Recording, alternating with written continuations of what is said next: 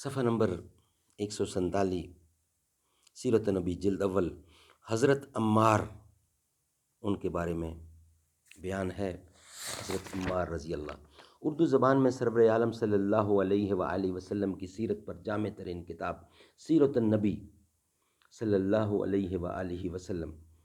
Writer ہیں علامہ شبلی نعمانی رحمۃ اللہ، علامہ سید سلیمان ندوی رحمۃ اللہ۔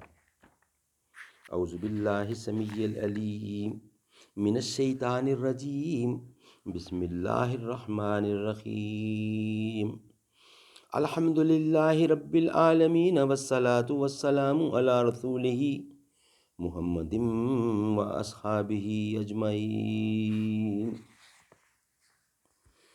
نہ ایسی زلفیں، نہ ایسا چہرہ، نہ یوں کسی پر شباب ہوگا، نہ یوں کسی پہ شباب ہوگا، جواب ہوں گے سبھی کے لیکن نہ مصطفیٰ کا جواب ہوگا۔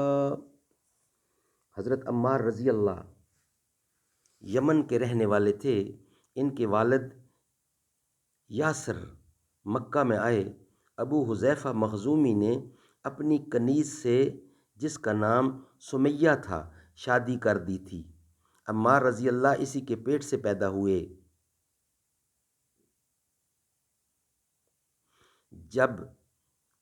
جب اسلام لائے تو ان سے پہلے صرف 3 شخص اسلام لا چکے تھے۔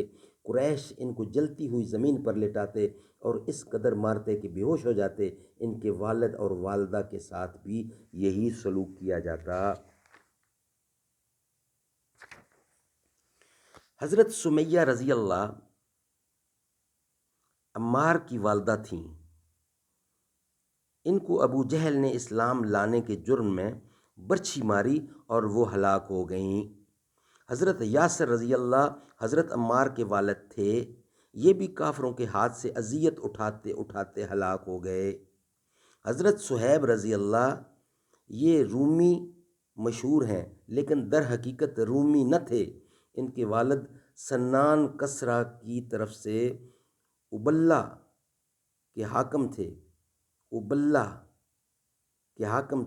ان کا خاندان موصل میں آباد تھا۔ ایک دفعہ رومیوں نے اس نواح پر حملہ کیا اور جن لوگوں کو قید کر کے لے گئے ان میں حضرت صہیب بھی تھے۔ یہ روم میں پلے اس لیے عربی زبان اچھی طرح بول نہ سکتے تھے۔ ایک عرب نے ان کو خریدا اور مکہ میں لایا۔ یہاں عبداللہ بن جدعان نے ان کو خرید کر آزاد کر دیا۔